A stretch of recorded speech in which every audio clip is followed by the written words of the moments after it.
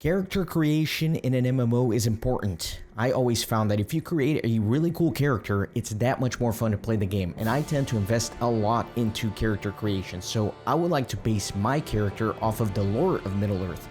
I am definitely going to be making a Mariner, so let's go ahead and watch the movie for the Mariner class.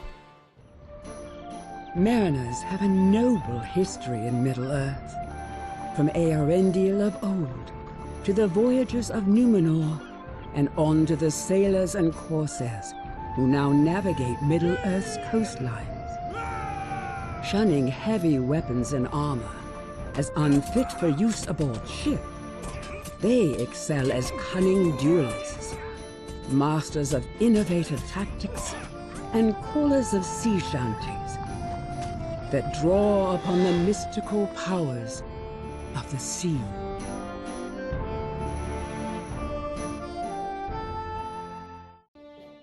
So the first decision I have to make is, what race should I make my character? The Mariner class is designed around seafaring, so the Mariners love the sea, shipbuilding, navigation, and all things related to the ocean. And when I think about all the peoples of Middle-earth, there's one group in specific that precisely matches that description, the Teleri Elves. So who are the Teleri? Well, they're elves, and more specifically, they are a clan of elves. Ilúvatar, who is the one god of Tolkien's universe, created the elves as his first children. In the beginning, there were only 144 of them, and they awoke at a place called Cuivennen in the far east of Middle-earth. The third elf to ever awaken was named Enel, and he founded and led one of the three elf clans, the Teleri. Tolkien writes, according to the legend, preserved in almost identical form among both the elves of Aman and the Sindar, the three clans were in the beginning derived from the three elf fathers, Imin, Tata, and Enel. These numbered out of the original 144 elves that first awoke, 14, 56, and 74. So every Teleri elf can trace their lineage back to Enel and his wife Enelié, or the 72 elves who chose to follow them.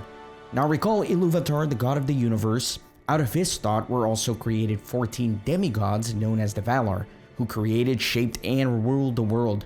This planet, known as Arda, contains two continents, Middle-earth in the east, who we're all familiar with, and where the elves first awoke, and then Aman in the west, the Undying Lands where the Valar dwell.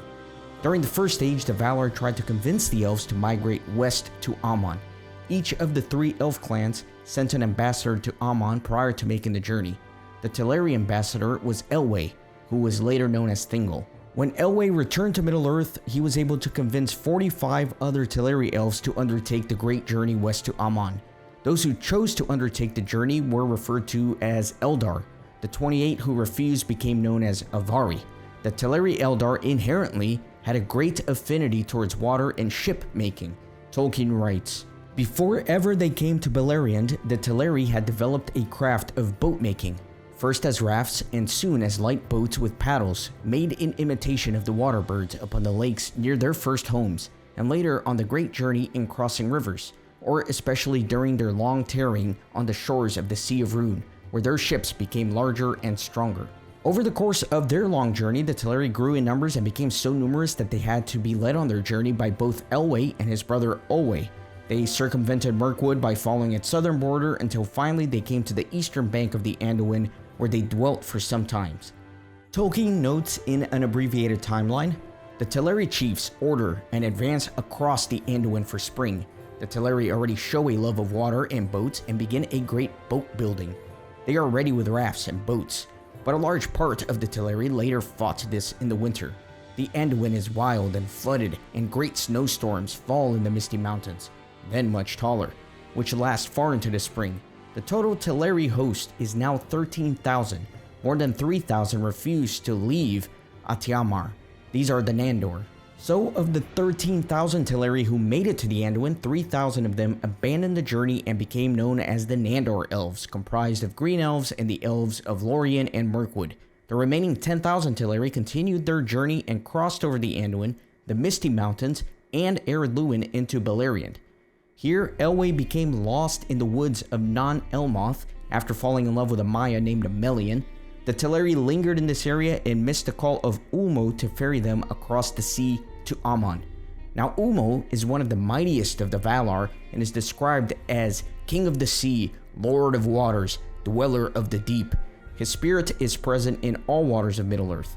In the Silmarillion, Tolkien writes, "The Teleri remained in Middle-earth, for they dwelt in East Beleriand, far from the sea, and they heard not the summons of Umo until too late. And many searched still for Elwë their lord, and without him they were unwilling to depart."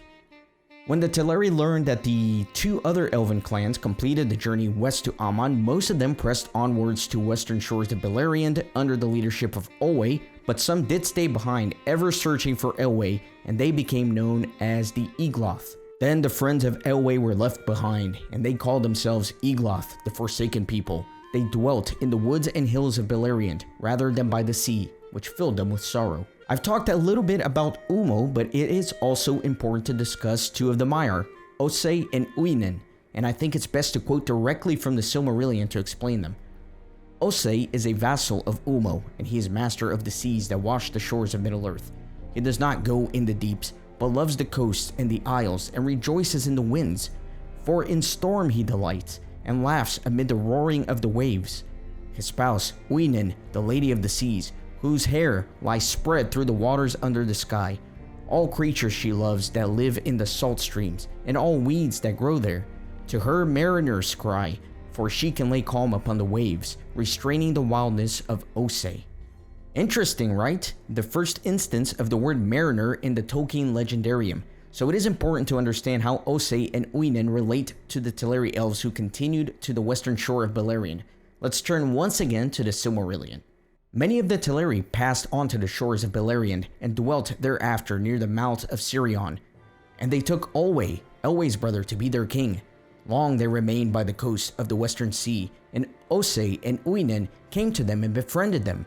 And Osei instructed them, sitting upon a rock near to the margin of the land, and of him they learned all manner of sea lore and sea music. Thus it came to be that the Teleri, who were from the beginning lovers of water and the fairest singers of all the elves, were after enamored of the seas, and their songs were filled with the sound of waves upon the shore. And so the relationship between Osei and Uinen and the Teleri elves who made it to the coast was deep indeed, so deep that Osei despaired when Umo returned to Beleriand to ferry the Teleri elves across the ocean to Aman. Most of them went to the Undying Lands, but some did stay behind on the shores. Great was the grief of Osei when Umo returned to the coast of Beleriand to bear the Teleri away to Valinor. For his care was for the seas of Middle-earth and the shores of the Hitherlands, and he was ill-pleased that the voices of the Teleri should be heard no more in his domain. Some he persuaded to remain, and those were the Falathrim, the elves of the Falas, who in after days had dwellings at the havens of Brithambor and Eglarest, the first mariners in Middle-earth, and the first makers of ships. Círdan the shipwright was their lord. There we finally have it. After all that lore, we now know that the Falathrim, or sea elves, were the first mariners. There are many other examples of mariners in the Tolkien Legendarium, notably the Númenóreans and also the Corsairs of Umbar, but the elves, and more specifically the Teleri elves, and even more specifically the Falathrim elves, they were the first mariners, and they are whom I want to model my character after. So after all this time, we can finally answer the first question for my character's creation. What race should he be? The answer is elf. Hold on though, because I can choose between high elf and regular elf. So which is it? The high elves, also known as Calaquendi or light elves, are those who saw the light of the two trees in Valinor. That is to say, they are the elves who fully completed the journey from Middle-earth to Aman. Great, so now I can 100% pick my character's race because I know he is a Teleri elf who settled in the western coast of Beleriand but never continued the great journey to Valinor. Let's trace back his lineage with a quick recap using a flowchart. 144 elves originally awoke in Cuiviénen and divided into 3 clans. 74 of those elves belonged to the Teleri clan. Of those, 28 did not even start the journey west to Aman and became part of the Avari. The 46 who did were known as the Teleri Eldar. By the time they reached the Anduin, they had reproduced enough to number about 13,000. Afraid of crossing the Misty Mountains, 3,000 abandoned the journey and became known as the Nandor, elves who mostly went on to settle Lorien and Mirkwood. The 10,000 that did continue crossed the Misty Mountains and Eredluin into Beleriand. Some stayed in eastern Beleriand to keep looking for Elwë, who was lost in a forest with Melian. They became known as the Egloth, also known as the Sindar or Grey Elves.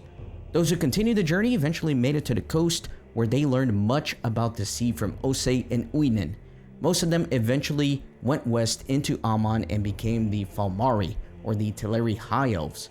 The ones who stayed on the western shores of Beleriand were known as the Falathrim, or the Sea Elves, and they become the first mariners. I can also trace their journey on a map. The original 144 elves awoke in Cuivienen in the very east of Middle-earth, east even beyond what the borders of this map shows. As you know, they splintered into 3 groups, among them were the Teleri. They did indeed go west, and they followed this rough trail, skirting the southern border of Mirkwood until they came to the eastern shores of the river Anduin. Now, looking further west, they saw the towering misty mountains, and some of them became discouraged. These became the Nandor, who decided not to continue further west. Now, the Nandor mainly became the Galadrim and the Elves of Mirkwood, and so they colonized Lorien and Mirkwood. Some of them became the Green Elves, and they did eventually go a little bit further west, but that's not important for right now. Now, the elves that did continue, they braved the Misty Mountains, and they continued westward across Eriador, and eventually even crossed past Ered Luin into Beleriand. Now, this is where Elwë became lost in the forest, and some of the Teleri elves stayed behind to try and find him. The ones who did stay behind in this area became known as the Egloth, also known as the Sindar elves or Grey Elves of Beleriand, and they kind of scattered all over the eastern shores of Beleriand here, and that's kind of what happened to them. Now, some of the Teleri did continue ever westward, and so they went all the way down to the shore, and finally they splintered once again to another group, and these became the Falathrim, or the Sea Elves, of which my Mariner is a class of. These are the elves that inhabited these coasts. Now, some of the Teleri elves did not stay on the coast. They did finally finish their journey westward into Amon. But for my purposes, my elf is one of these, the Falathrim, the one that started all the way here in the east, but made it all the way here to the shores of the west and stayed there, becoming the first mariners. Therefore, my character is a regular elf. Only one problem though, the developers didn't geek out as hard as me on this one. You can't be a regular elf mariner. I spent all this time showing how the Falathrim elves are excellent mariners, and included 2 quotes directly from the Silmarillion that specifically use the word mariner to describe them. So here's the deal. Apparently, you can change the race of your character with a race change credit. So for now, I'm gonna have to make a high elf, but I am starting a campaign to bring this to the developers' attention, in the hopes that they update to allow for regular elf mariners. And I'm also hoping for a free race change token, okay? For all that effort I took. I think I deserve it, right? I don't know. So after this stream, I'm going to upload this part as a video explaining everything, and I want everyone to tag Standing Stone Games on Twitter or X, or you can also talk to them when they are doing live streams and link to the video. Now, don't harass them, obviously, please. I love them. Be nice, be friendly, but just bring it to their attention. Now, anyway, I'm gonna have to be a high elf for now. The next question then is, which region is my character from? Well, Gondolin and Nargothrond were inhabited by Noldor elves, not Teleri. Imladris was founded by the Elves of Lindon, and Osirian was settled by Green Elves, who are technically Teleri, but they were part of the Nandor that abandoned the journey west before reaching the shores. So the only logical choice here is Beleriand, since the Falathrim elves who came in contact with Osei and Uinen and became great mariners settled on the western shores of Beleriand. The next question to answer regarding my character is appearance. Admittedly, I couldn't find much in terms of specific descriptions of the Teleri elves, and I'm sure I could piece it together from many passages regarding specific Teleri elves, but I'm trying to slap all this together quickly so I can do a stream, so I'm not gonna be doing too much in-depth information on there. I'm just gonna be relying on stuff from the Tolkien Gateway Wiki that describes the Teleri elves as tall and white-skinned with dark or silver hair. So I am going to go based off of that. Let me take a look at how I want to design this character. So I've kind of pre-selected a few things here. I think I'm gonna go with this face. In terms of the hairstyle, I'm gonna go with a very classic long hair elf, and I'm gonna go ahead and make his hair black as the description that I just gave you. Now for the eyes, let me do these. They look pretty young, and I want it to be like a striking blue, just like the sea. For the eyebrows, I want to go ahead and make them super bushy. Good for catching all that seawater and keeping it out of his eyes, you know?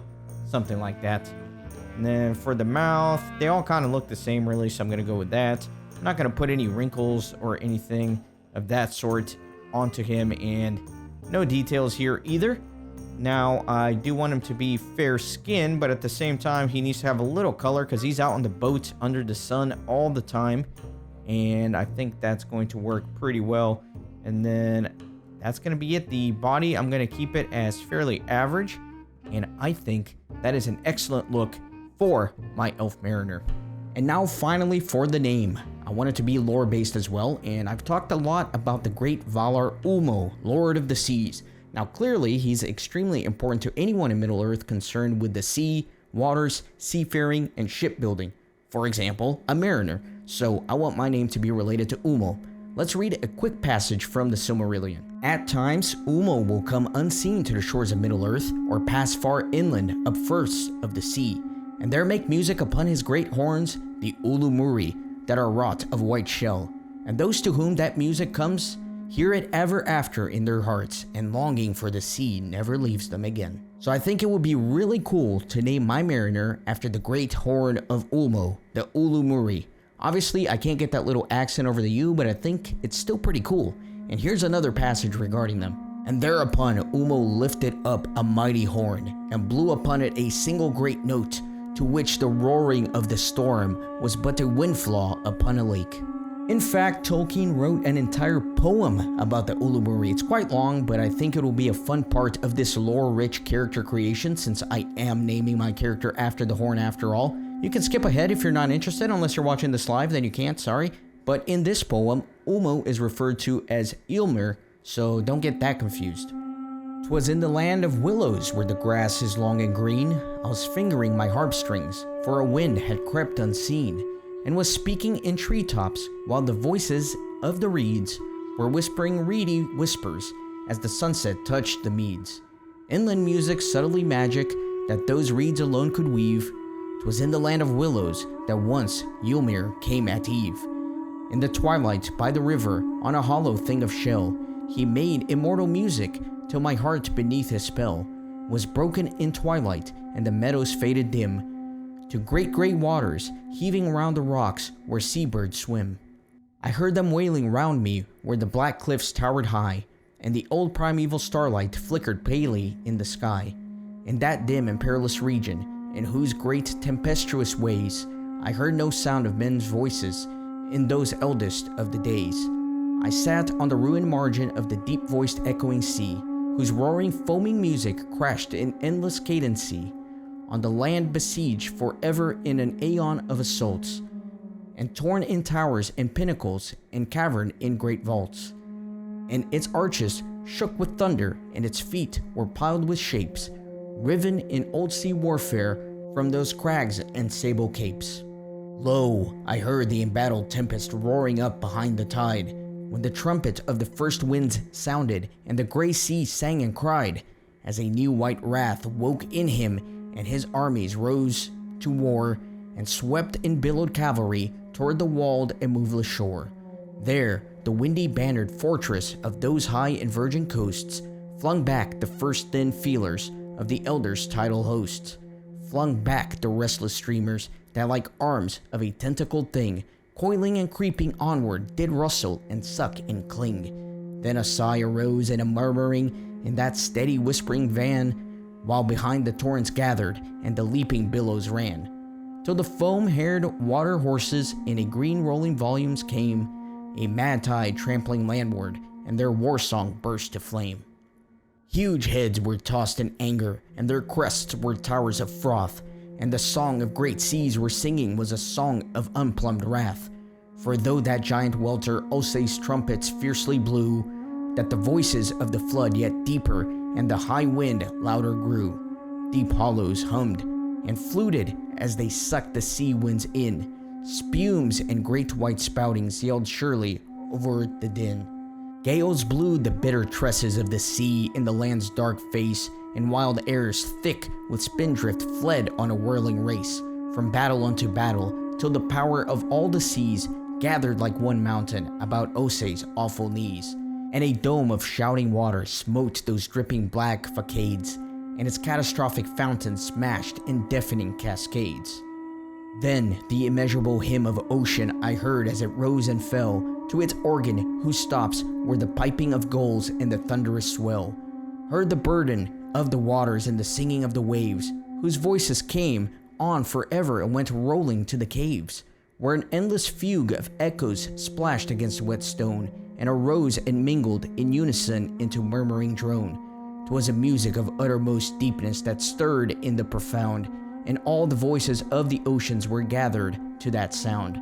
'Twas Ylmir, lord of waters, with all-stilling hand that made unconquerable harmonies that the roaring sea obeyed, that its waters poured off and earth heaved her glistening shoulders again, naked up into the airs and cloud rifts and sea-going rain, till the suck and suck of green eddies and the slap of ripples was all that reached to mine eyelid stone, save the old unearthly call of seabirds long forgotten and the grating of ancient wings.